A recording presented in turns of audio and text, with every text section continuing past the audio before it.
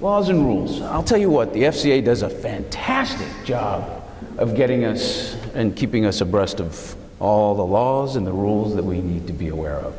Interestingly enough, I mean, I have been very fortunate never to have any issues, malpractice, or any legal breaches, knock on wood. But I do have a confession. I mean, I know that there have been times where I've done a, evaluation of management, a 99203 for 30 minutes, and I spent 15 minutes instead of 30 and still billed for them. Anyway, it's those habitual breakers that we need to be aware of. But let's go beyond. Let's go beyond the laws and the rules and take a moment and think about the things that connect us to the people that we treat, so we can really be able to determine their conditions that much more effectively, almost in essence entering their world and morphing into their being, so we can be as empathetic as possible and take care of them and accurately diagnose. And guess what? Even when you do make the mistakes, they forgive because they know where your heart and intention is. So I always wondered what that was all about. How do you make that connection? Because back in the day, in high school, with my fancy pants, my best friend and people would come up to me and say, "How are you friends with that guy?" I go, he's such a nice guy. Yeah, I guess to know him to love him is to know him. I mean, what I witnessed for many years, being his best friend through high school and college, was that he had like an incongruency in the way his inflections and his body and his physiology and his tone. It wasn't until being in private practice that I have those aha moments when I would walk in with certain patients, or actually many patients, but the ones that were very different from the way I was brought up or the culture that I was used to. And like, for example, Mr. Wong, I would walk in and not unbeknownst to me that he had a very thick Chinese accent and broken English, and before I knew it, at the end I was saying, Mr. Wong, we then finish examination, and then I walk out, I come back, and I take care of your back, your treatment. Okay, very good. And I'd walk out, and the interns that would follow me in practice turn to me and go, "Doc, did you just bow to Mr. Wong?" I go, "I did that, didn't I? I don't know, I felt like I was in Beijing or something, I don't know." Or the occasional Mexican patient that would come in, I catch myself going, "Oye, jefe, ¿qué pasó, man?" And I even cross dialects. The Cuban patient that would come in, "Dímelo, machete, ¿qué pasó, man?" I don't know. It's like I just morphed into these people. And of course, we all had the faith-based evangelical patient that comes in. Listen, I went to Texas Chiropractic College. I graduated as a metapractor. Yet, when I walked in that room with Roberta, it was for the first time, it was like, "Glory be to God, Dr. Barry." I go, "Thank God you're here. Jesus brought me here." And I'd say, "Do you know I'm Jewish?" And we are all children of the same God, Dr. Barry. I say, "Well, I thank you. Okay. Well, I got to tell you, after a couple weeks of that, I couldn't wait to get in that room. I suddenly felt like I graduated from Life College. I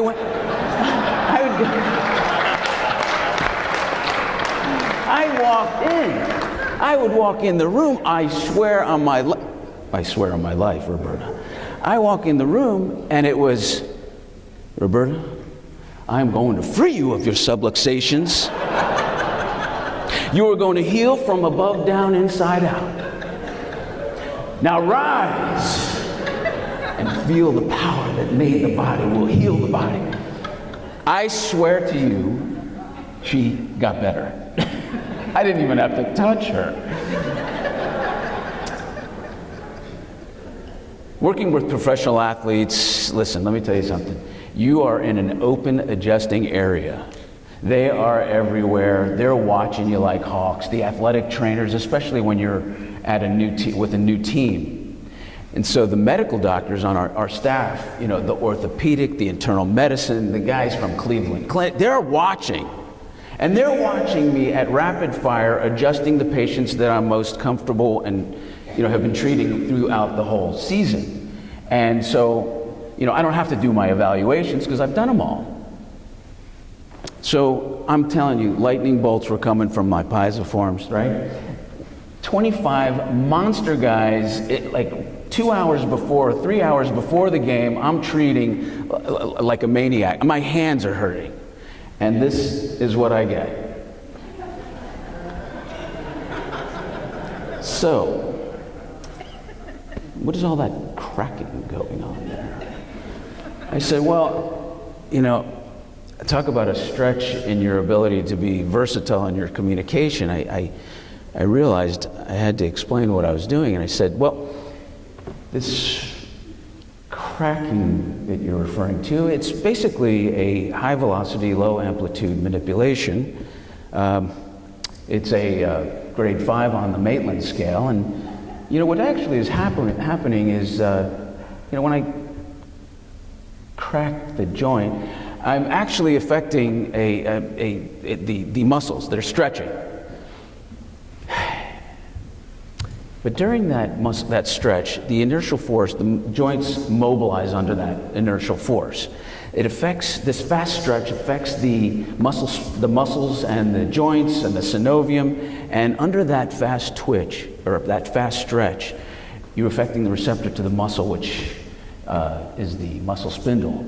But in the synovium, you're affecting the Pacinian on-off corpuscle. The Pacinian on-off corpuscle is actually a low-threshold, rapidly adapting mechanoreceptor. Mechanoreceptors do shut off the nociceptive 3-4 pain fibers in the periphery. How am I doing, Jerry? And in a and these mechanoreceptors fire off in this burst activity up the dorsal columns into the cerebellum. In the cerebellum, they go into the fastigium, the fastigial nuclei. But to escape the cerebellum, they have to take 2 routes. To do that, the axons, the crossing axons from this fastigium go into and affect I just saw my 2-minute warning, it threw me off. In the fastigium, they will go into the vestibular nuclei for balance. And then they go, number 2 route they have to go into the reticular formation of the pons and medulla. Now, from the pons and medulla, are you keeping up with me, doctor? From the reticular formation of the pons and medulla, they search out for the holy grail, the mesencephalic reticular formation, periaqueductal gray brain.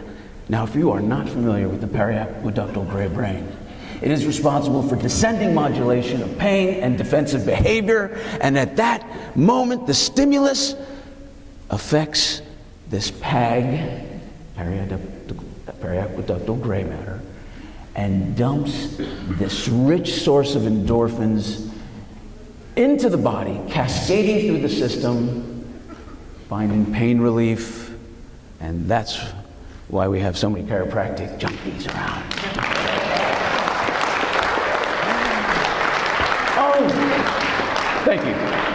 And doctor, by the way, if you need your research papers, by the way, there's more research on manipulation, spinal, and extremity than any other modality, drug, and physical therapy equipment. Just wanted you to know that. And if you need that to qualify and quantify the effects and evidentiary basis for the cracking that I'm doing, just want to turn you on to some of these papers that I'd like you to read that actually talk about how we affect the cortical mapping and enhance the stimulus of the cortex to affect the body, which is why all these professional athletes love what we do.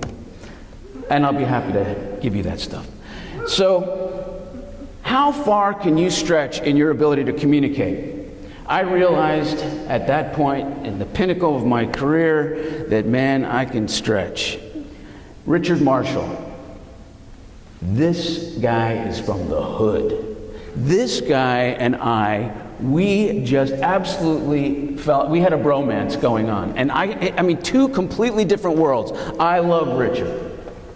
Richard Marshall was our cornerback. He injured his leg, and I came up to him, a couple times. I treated him dozens and dozens of times, and I came up to him and I said, one morning, I said, I would be treating right near where he was getting rehab, and I said, Richard, please, just can you minimize the amount of cursing you're doing? Like every other word is like, listen, try it when the athletic trainer comes up to you that when you're in pain and he asks you how you're doing, just say, I feel a little less discomfort in my leg, instead of F that. So I came up to him, we laughed, he tried it, it really didn't fit, and I said, just say whatever you want to say.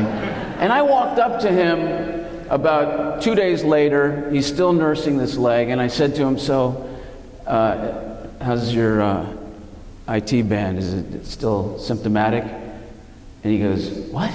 And I go, your iliotibial band, is it still symptomatic? What? And I said, yo shit, is it still effing you?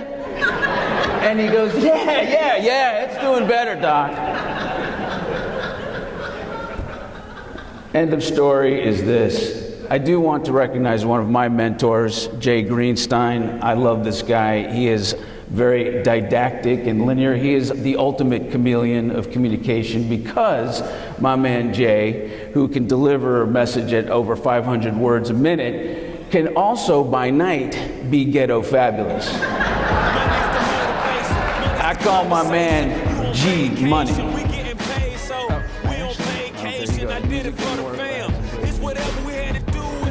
Oh, there we go. Thank you very much.